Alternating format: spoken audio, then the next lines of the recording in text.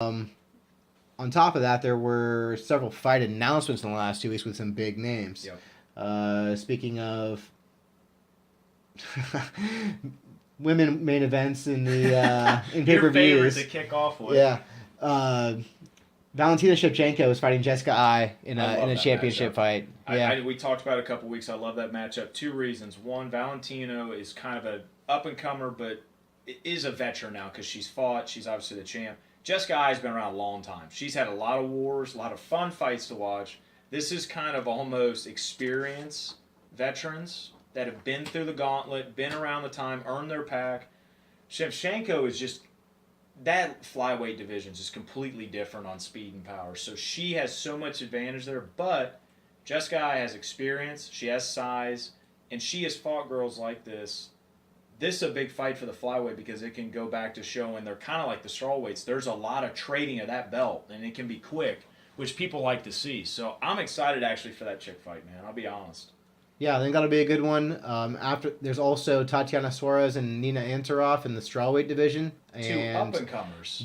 that probably is a number one contender fight. I mean, the winner of It has that to be. probably gets the next championship No, fight. no matter what, if Yeah. Valentino loses, they have to push somebody to belt because both of those girls have had a hell of a year already, or last year, I mean, coming into this year. So I think that's going to be another fun division to watch move again, especially with Rose doing Andrade now too. That could change a lot of names here in the next 6 months. So, and then to the third. Yeah, and Kaylin Chukagan is fighting Joanne Calderwood in that pay per view as well, and Felice Herrig is fighting Yan They're Chaonan. keeping them active, man. So yeah, that is we got four female division fights With a ranked all opponent. with ranked opponents. Yeah. Yeah, it's gonna be a big event for the women's UFC divisions, and yeah, so that'll be UFC 238. I think that one's in Chicago. Yep. Um, A lot of announcements, man. That's yeah. awesome. We were trying to get Cowboy and Connor to fight before all of this my went gosh. down, and Needed then that. they decided they were gonna One's go gonna their retire. separate ways, Yeah. and they landed on Cowboy and Iaquinta. These are both your boys. They So what do you are. think? And I love it.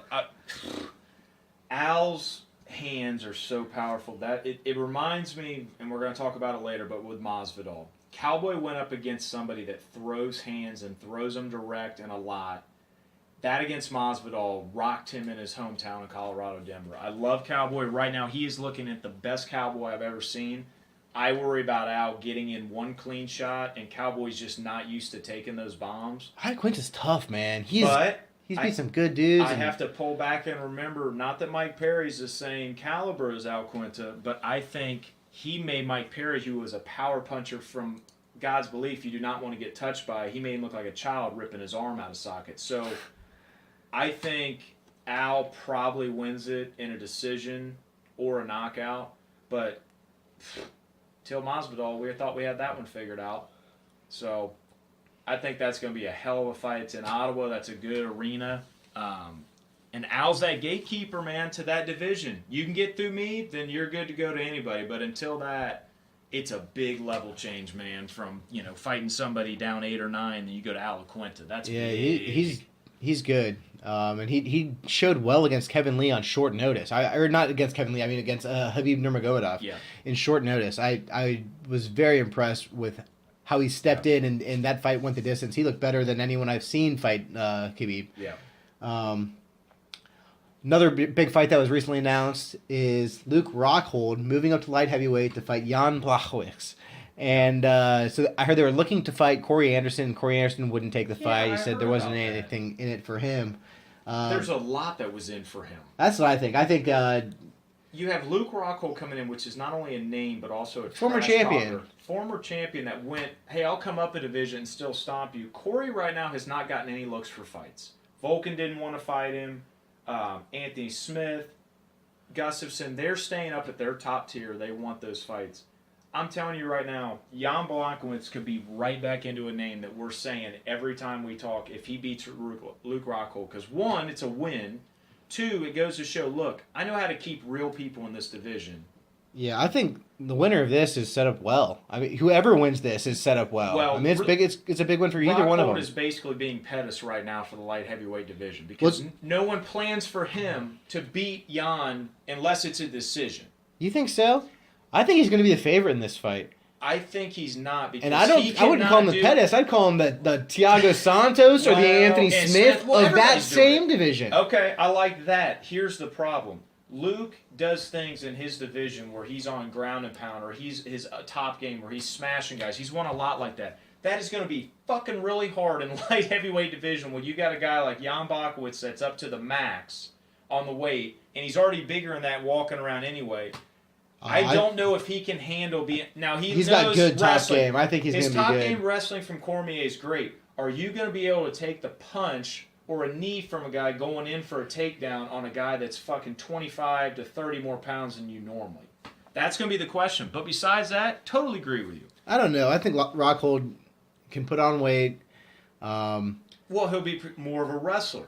But what have we found out with the Bisping fights? Does he have a chin to keep going? Every time he gets clipped, he goes out because he's numb, and they get 6 more punches. Or you have fucking Yoel tee off and take his head through the cage. Derek Branch damn near got him with one good hit. Derek Branch's whole problem is he was like a brown belt in jiu-jitsu, so he had no ground game. So right when Luke got him down... Brown belt, no jiu-jitsu. I'm serious. I think that's what he thinks he's going to do to Jan, and Jan's going to go... Hey, by the way, I'm really fucking pissed. I just lost to Santos, who came over and Anthony Smith'd me. I'm not going to let you do the same thing, because then he's going to be really struggling in the division. No, I think he's going to do well. I think that I'm excited to see him move up. We talked about this a few episodes ago because of how well Thiago Santos and Anthony Smith had done in the light heavyweight division. I thought that a lot more middleweights who are on the bigger end were going to start moving up. Pettis moved up. He's had success. Yep. Who else just moved up and had success? I know. Well, you had Anthony Smith, you had Thiago Santos. You know, I obviously have Luke Rockhold. Pettis did his situation. Some flyweights. Kevin Lee just moved up, so we'll see how he does. But yeah, I think Darren Till's talking about going to middleweight. I think he should. He definitely should. That's for sure. So I think that we're going to see a lot of this, and I think he's seen these middleweights do well at light heavyweight, and I don't think that the skill is as deep at light heavyweight as it is at middleweight right now. No, not for speed. And I think he'll do well. Not for speed and accuracy. I really do. That'll be interesting because that could change a couple guys' lives, and it also can change the division because now there's new blood, which is great.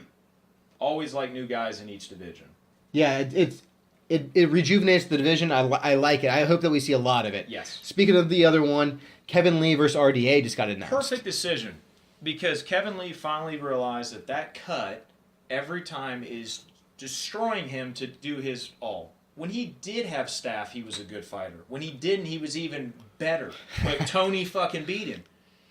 Besides that, Kevin Lee needs to be in a division where an RDA is a perfect warm-up. RDA is not a big welterweight. He's not a guy that's going to tower over you. He's going to throw hands. He's going to be aggressive. Kevin Lee likes those fights. And by the way, Kevin Lee should probably have 3 more wins than he does right now if he wouldn't have done stupid things. Barboza fight's a perfect example. He didn't make weight for the Barboza fight, and he fucking won. No, he lost to Barboza. Ooh, I don't think so. Oh, yeah? No. Because he was on Rogan after. They were joking about when he had the chicken feet. When he got hit with the classic Barboza spinning wheel kick. But my point of it is Kevin Lee's smart. Don't take any more chances in the lightweight to not make the weight, to keep losing money, to keep not getting what you need out of it.